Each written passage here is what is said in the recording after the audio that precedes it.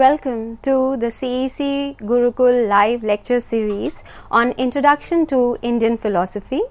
And today I am going to talk about the narrative of the Bhagavad-Gita. The Bhagavad-Gita is simultaneously a philosophical and psychological text and an ethical tract of practical as well as theoretical ethics. The first and main narrative is the literal journey of Arjuna. Arjuna begins in state of confusion and anguish due to the moral conflict of killing his own cousins, relatives and teachers versus fighting for justice. Arjuna transforms with enlightenment by the end of the Bhagavad-Gita and is clear of all doubts and confidently joins the battle, seeing it as his duty and responsibility. The second narrative is a journey of the history of Indian philosophy from the Vedas to Sankhya to Yoga. A third narrative is the discourse on what remains constant in the history of Indian philosophy and in Hinduism, the doctrines of moksha, karma and reincarnation, all centered around the immortality of the soul. And the link from philosophy to religion is the notion of God realization through Krishna consciousness, which is central to the Bhagavad-Gita. Now, the Bhagavad-Gita in its historical perspective. The Bhagavad-Gita is in its written form in Sanskrit has been ascribed to 5th or 4th century BCE, but in the oral tradition it is much earlier. As the Bhagavad-Gita is part of the story of Mahabharata, the earliest it can be dated is whenever Mahabharata was composed. The authorship of Mahabharata is usually attributed to Ved Vyas. So, we can say the same for the Bhagavad-Gita. The story told in the Mahabharata is dated to be earlier than 13th century BCE.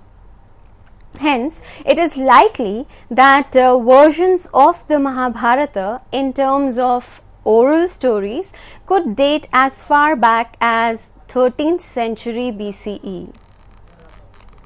Now, the Mahabharata is the longest epic ever related orally or written down as far as we know, and it is also considered the longest poem ever written.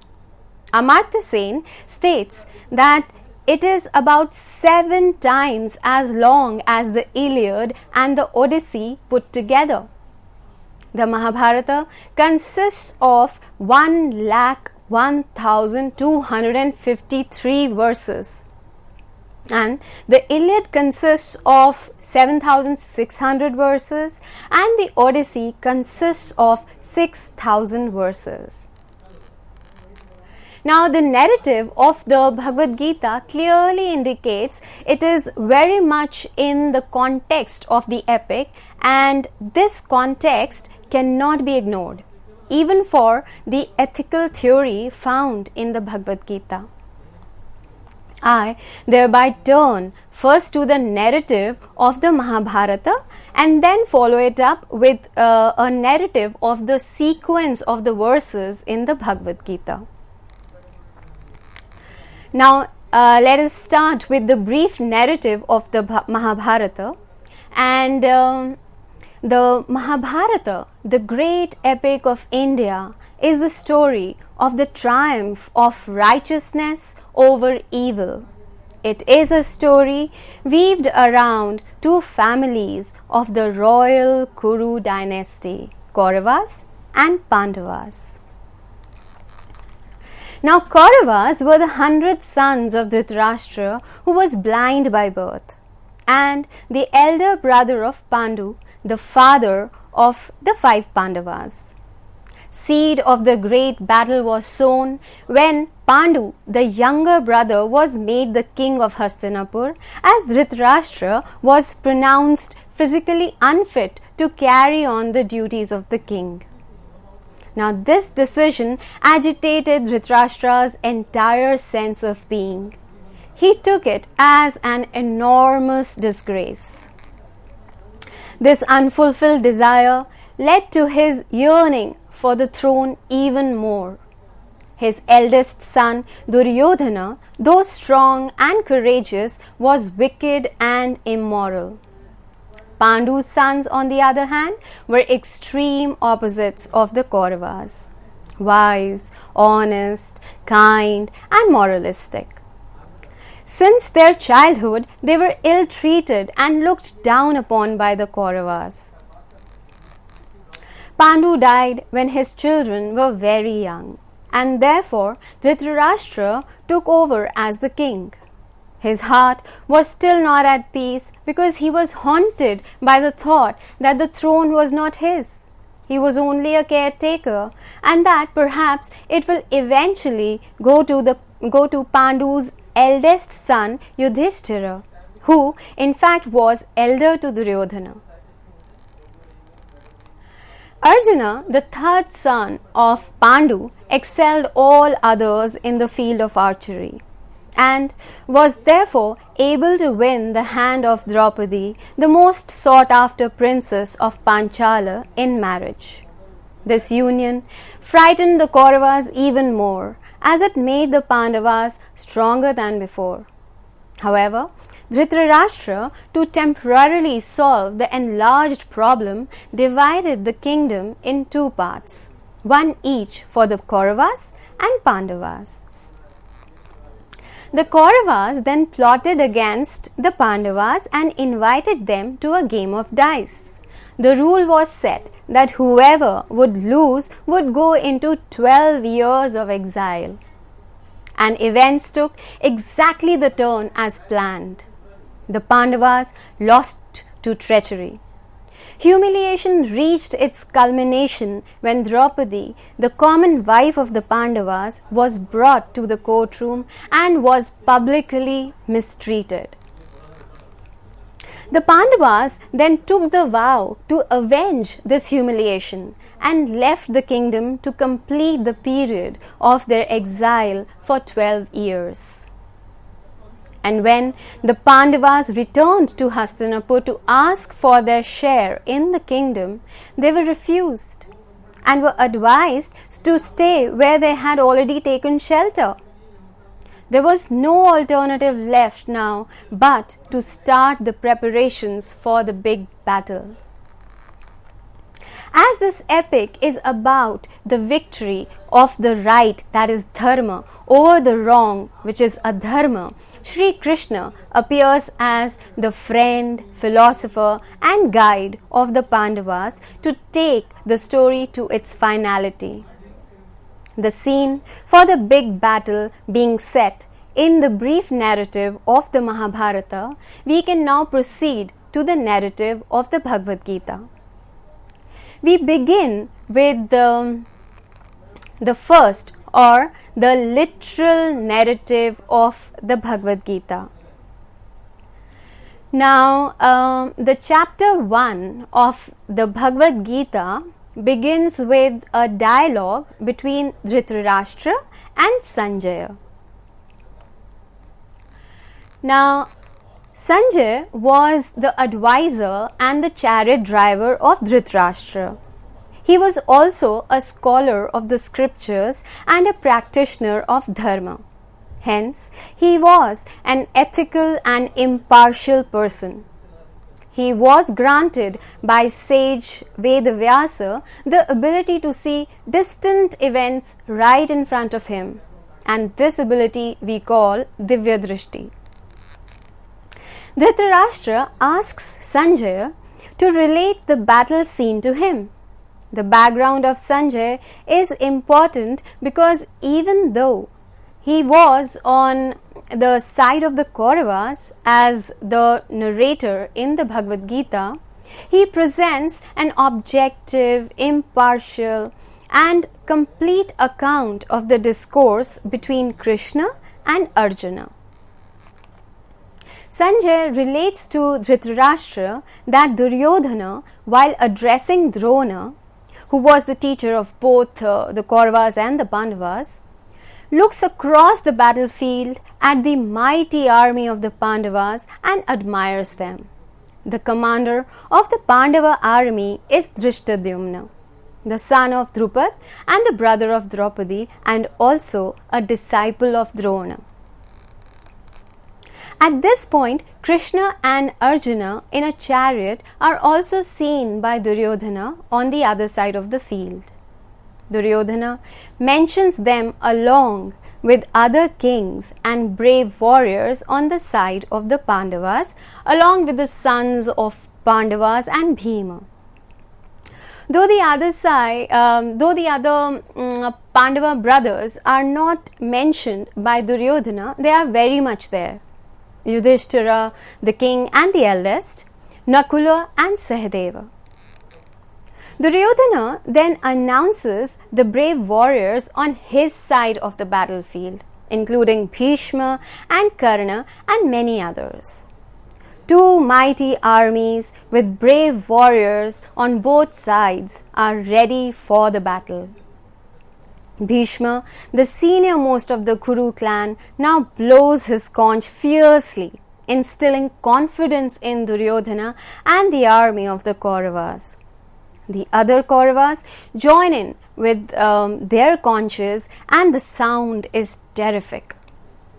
Then Krishna and Arjuna blow their conches in response, following which Yudhishthira, Nakula and Sahadeva blow their conches, and then the other kings and brave warriors on the side of Pandavas all blow their conches repeatedly. And that tumultuous uproar resounding through heaven and earth rent the hearts of Dhritarashtra's sons.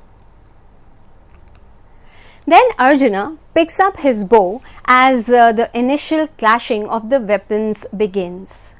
Now, instead of fighting the battle, Arjuna requests Shri Krishna, the charioteer, to park the chariot between the two warring sides so that he can take a good look at the other side.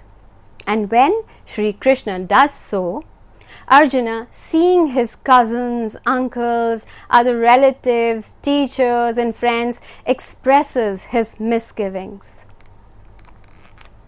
Arjuna says, "O Krishna, seeing my kinsmen present here, eager for battle, my limbs go weak, my mouth dries up, my body trembles, and my hair stands on end. The bow, Gandiva, slips from my hand, and my skin is burning. I can stand no longer, my mind seems to reel." Arjuna is well aware of the moral dilemma he is faced with at the moment. If we kill the sons of Dhritarashtra, what joy will be ours, O Krishna? Blame alone will accrue to us if we kill these murderous felons. The conflict is obvious, and the word felon at the time meant one who were guilty of 6 types of crimes: arson, poisoning, murder, violent robbery, grabbing land, and kidnapping married women. And killing such criminals was not considered a sin according to the Smritis. So, Arjuna was completely justified in killing the Kauravas in the battle. Yet, he felt that it was not proper to kill one's own cousins and family members, because this could lead to the loss of traditional values and eventually lead to chaos.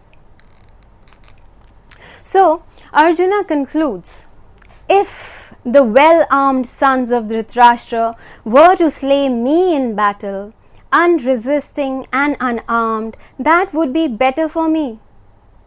Arjuna then threw down his bow and arrow and sank down in the seat of the chariot with overwhelming grief in his heart. Thus ends chapter 1 with a difficult task for Shri Krishna ahead to convince Arjuna to join the battle. Now Shri Krishna, who till now was patiently hearing these words of Arjuna, undertakes to clear the doubts of Arjuna, and a great dialogue between the two ensues. This dialogue goes on in 18 chapters. It is the 18th chapter that Arjuna ultimately realizes his duty and picks up his bow and gets ready to fight. Now, chapter 1 of the Bhagavad-Gita, as we have seen, deals with the doubts and distress of Arjuna. Chapter 2 onwards till the 18th chapter, Shri Krishna in various ways convinces Arjuna to fight and give away his fears, which only exhibit a trait of unmanliness. In chapter 2, Shri Krishna explains to Arjuna the distinction between body and soul, the wisdom of the Sankhya philosophy, which says soul is unborn, cannot be injured, and does not perish. Body alone is destructible. One should not therefore grieve for something that is bound to perish. Again, since soul is eternal, one should not grieve for that either. And therefore, he should arise from his misplaced grief and understand the distinction between real and unreal. The unreal can never become real, and the real can never die or decay. And Shri Krishna says,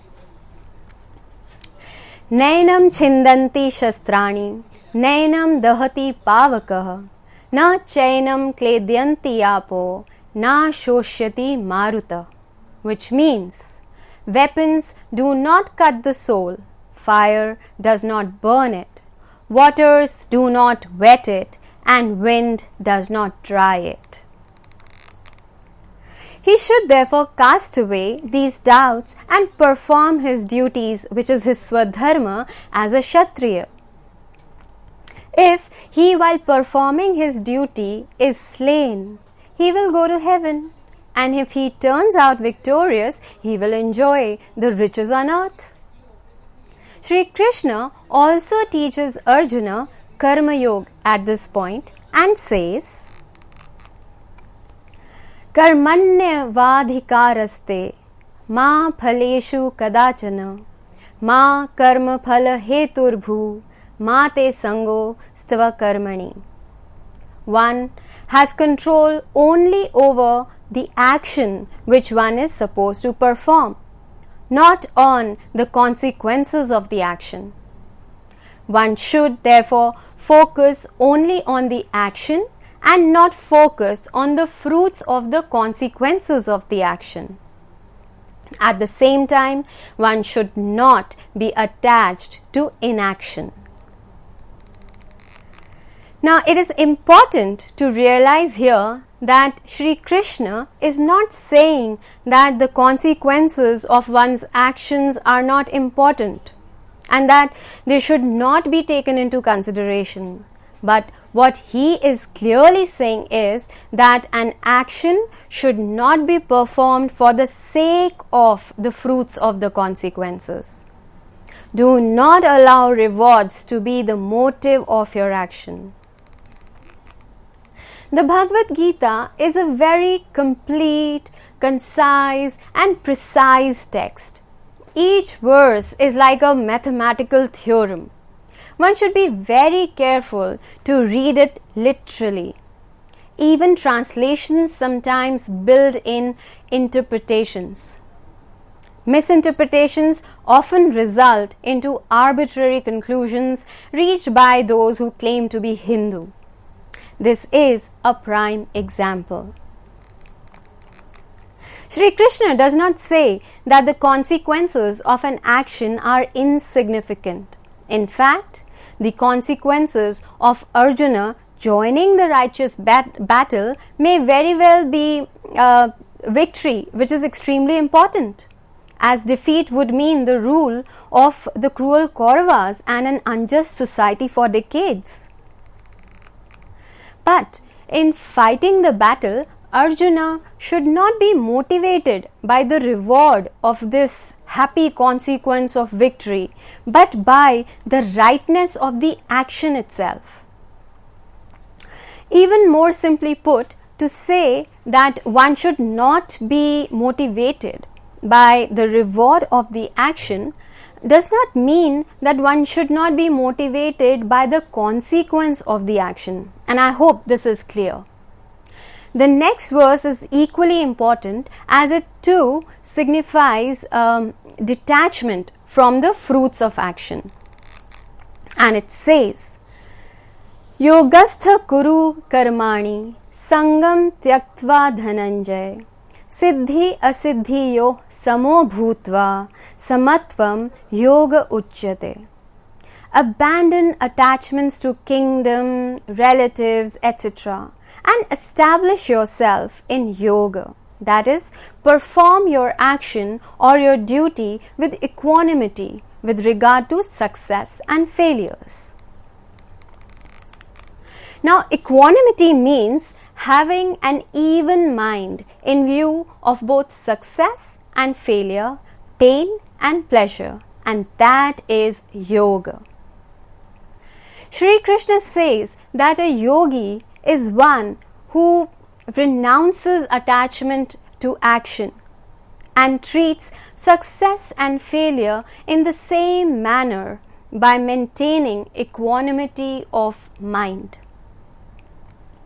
This attitude will discard all the notions of I or mine, and he will become steadfast in spirit, that is, remain unperturbed in all conditions, and thus will attain the state of God-realized soul.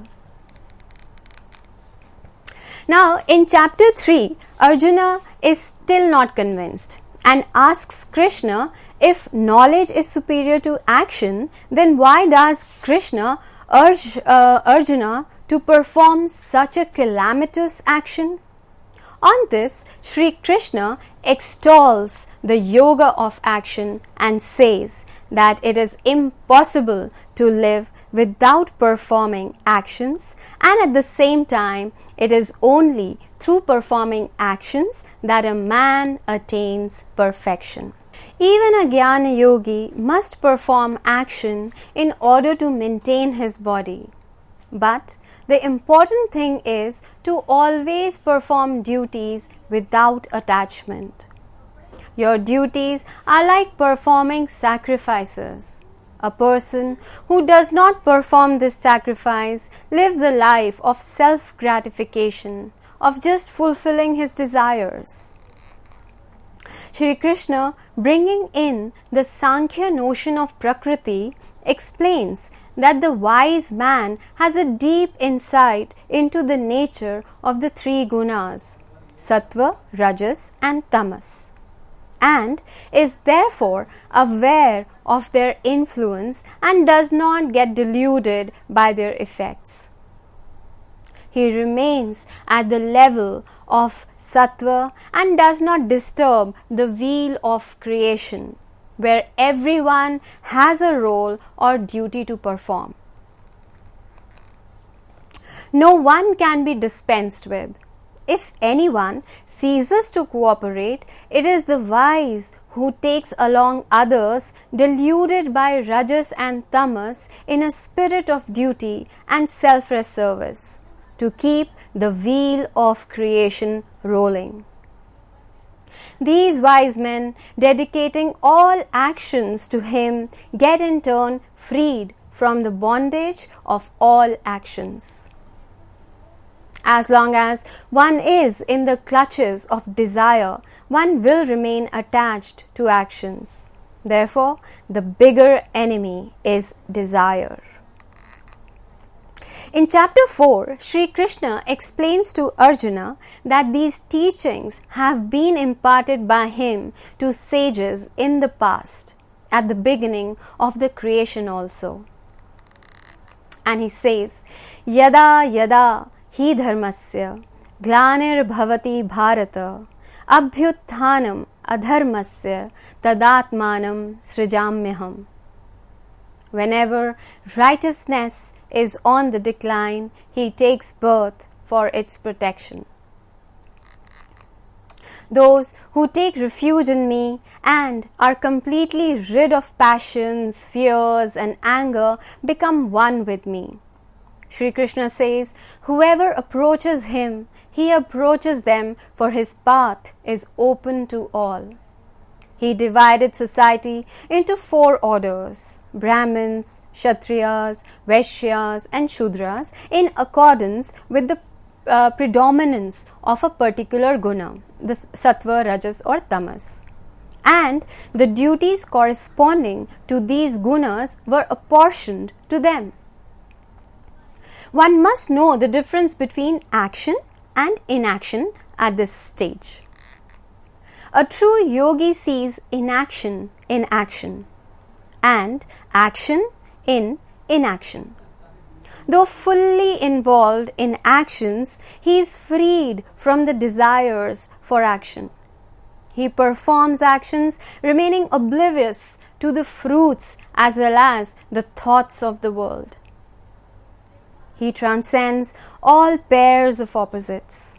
His actions are for the sake of sacrifice, for loka sangrah, or the general welfare of people, and does not incur any blame for his actions. Now, another important verse from the Bhagavad-Gita which is from chapter 4, and it is Brahmarpanam Brahmahavir Brahmagnau Brahmana Hutam Brahmaiva Tena Gantavyam Brahma Karma Samadhina, which means Brahman is the instrument, Brahman is the oblation.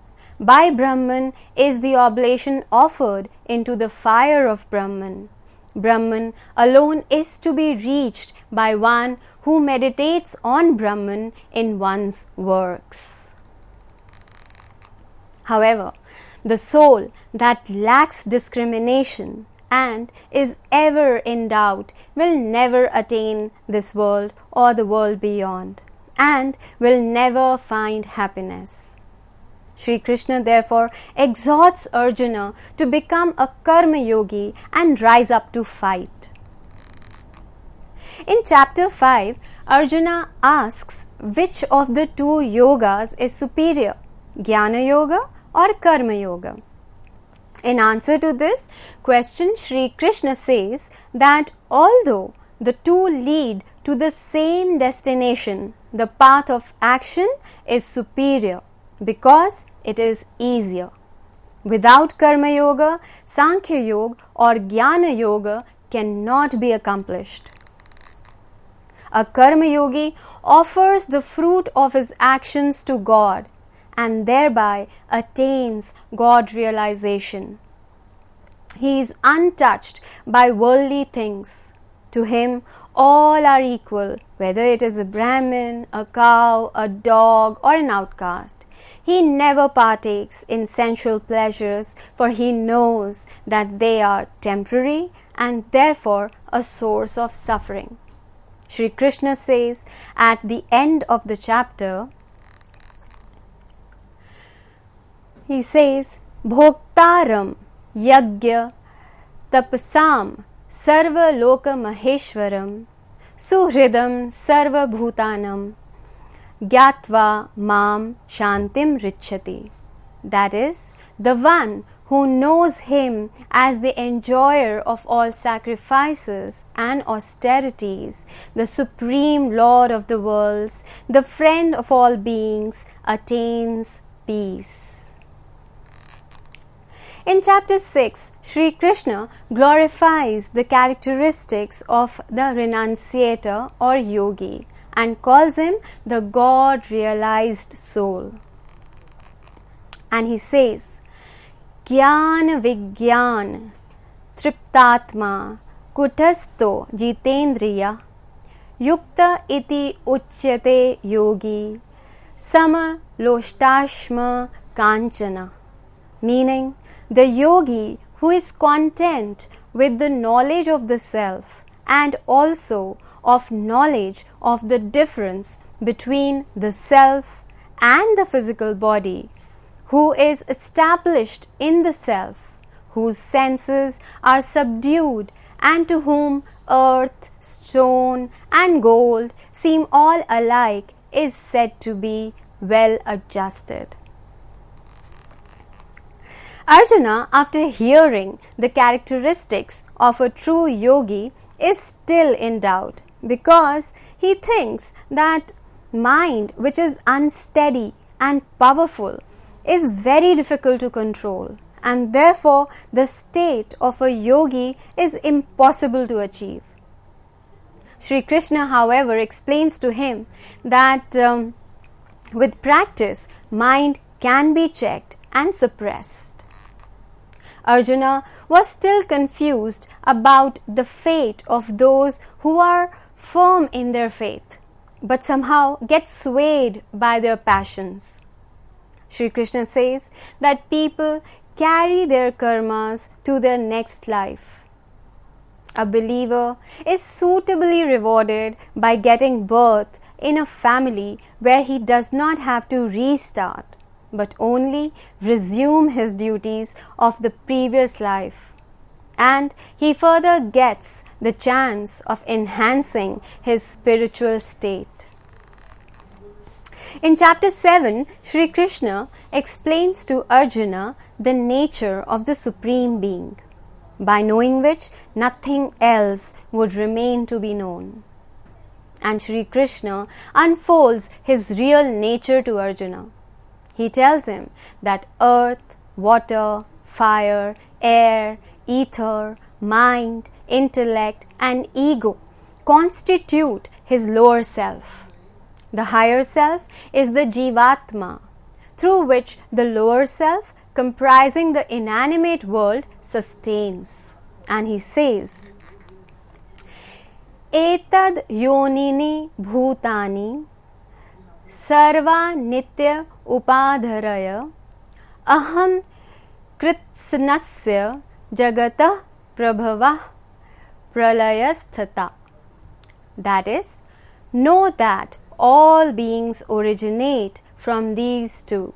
Therefore, I am the origin and the dissolution of the whole universe.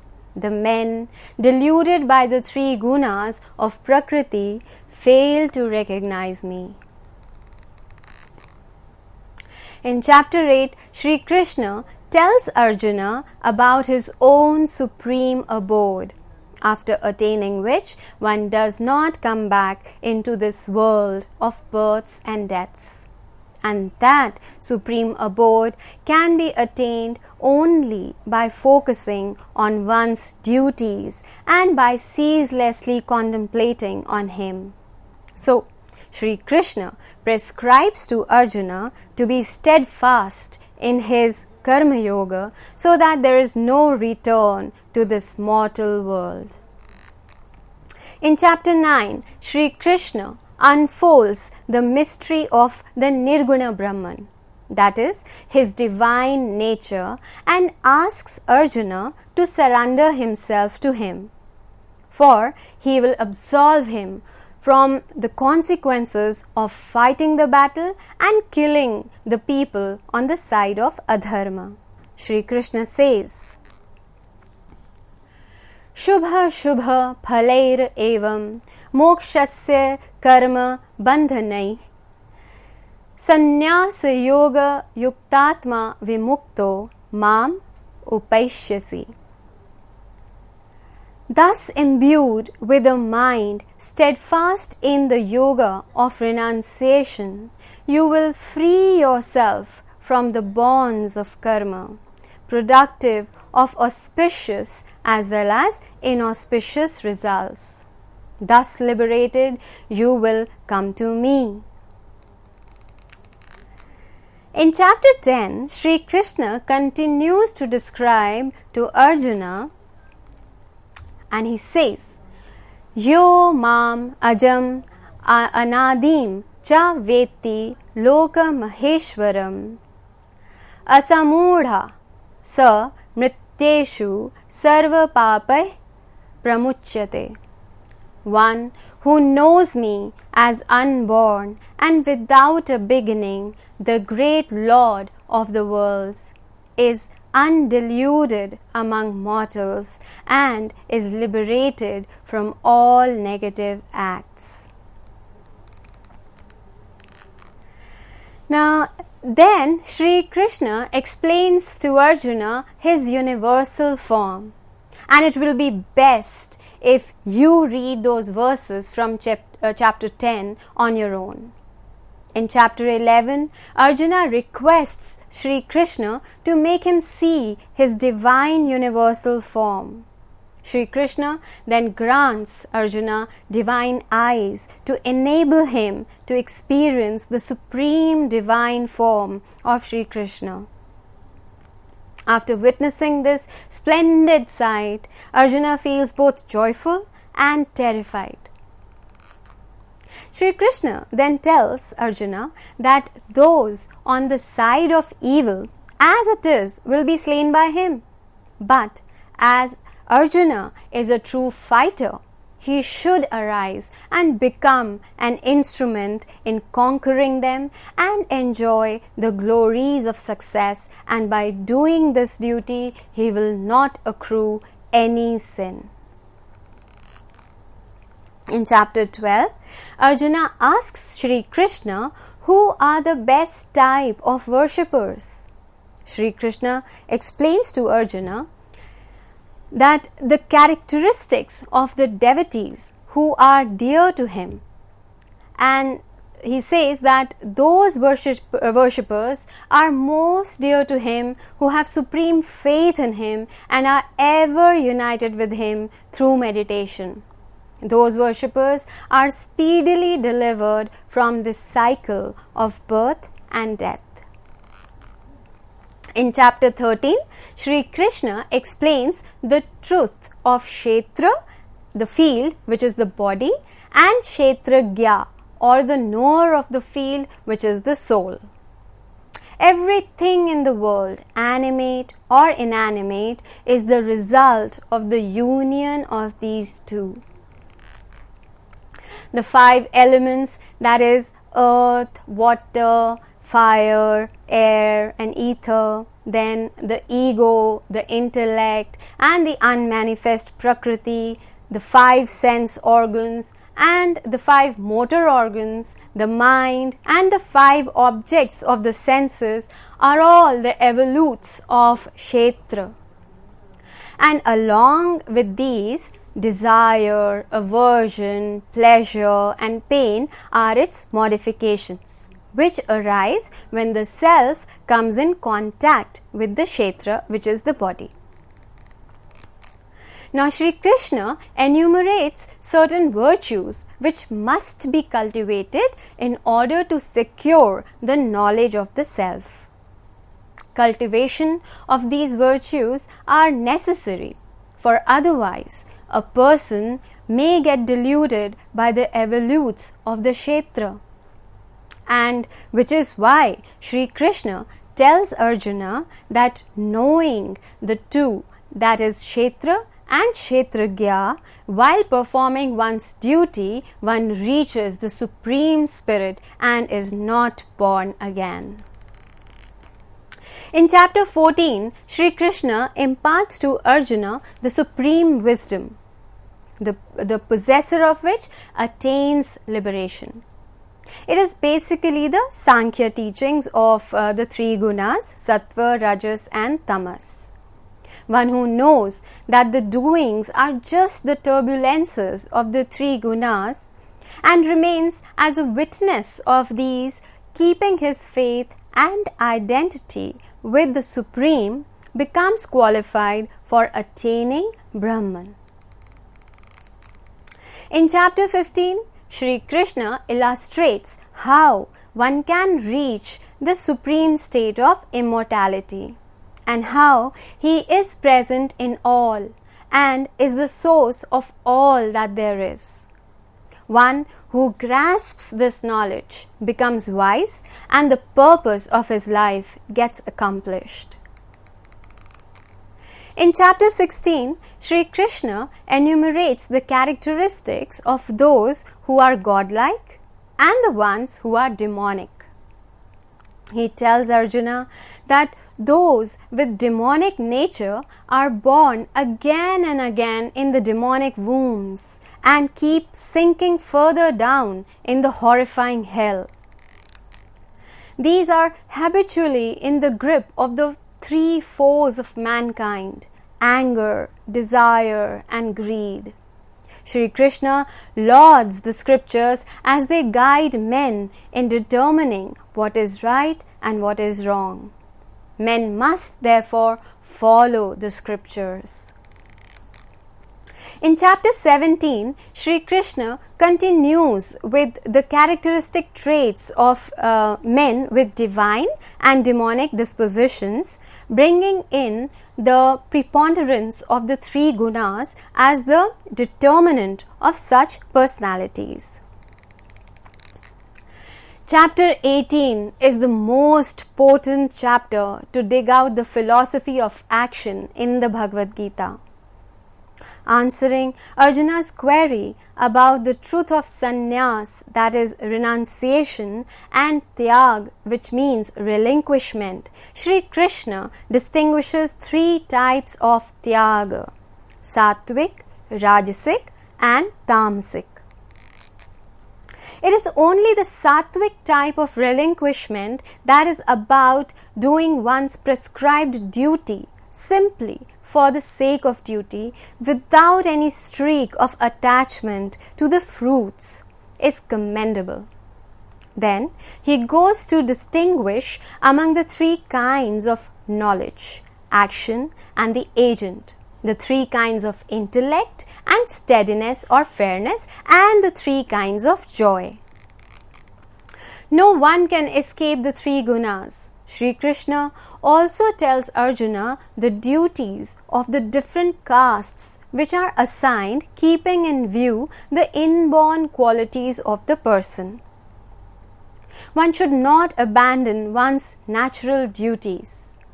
Brahman can be realized either by the path of knowledge, which further leads to the path of action or actionlessness, or by the path of action or actionlessness.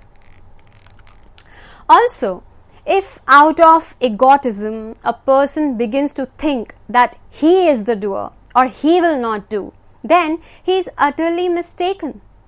Nature propels you towards your duty. God is seated in all beings.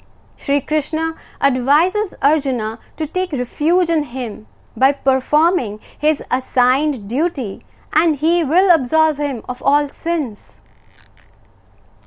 In the end, Shri Krishna asks Arjuna whether or not his confusions have been cleared. Arjuna says that all his doubts have been shed and he has gained wisdom. He will fight. Nashto moha smritir labdha tvat prasadan mayachyuta sthito asmi gata sandeha karishye vachanam tava. That is, destroyed is my delusion, and I have, by your grace, O Krishna, gained insight. Freed of doubts, I stand steadfast. I will act according to your word. And indeed, he joins the battle. There seems to be some inconsistency in the last portion of chapter 18. If divinity is in all of us, why don't we just realize it and then we are bound to perform the right action without going through knowledge and understanding in the detailed manner that Arjuna has had to do in this dialogue? This can be resolved simply. Yes, indeed, Once we authentically realize the divinity in us and surrender ourselves to us, we do not need anything else to perform the right and dutiful action. But easier said than done. Due to being occupied with day-to-day life and our individual varnas, we do not get the time to reach this stage which only a few reach. This is why the path through the discourse like that for Arjuna is there for most of us, indeed for all of us, regardless of caste, who have not reached the stage of God realization. Nonetheless, God realization is also the ultimate aim.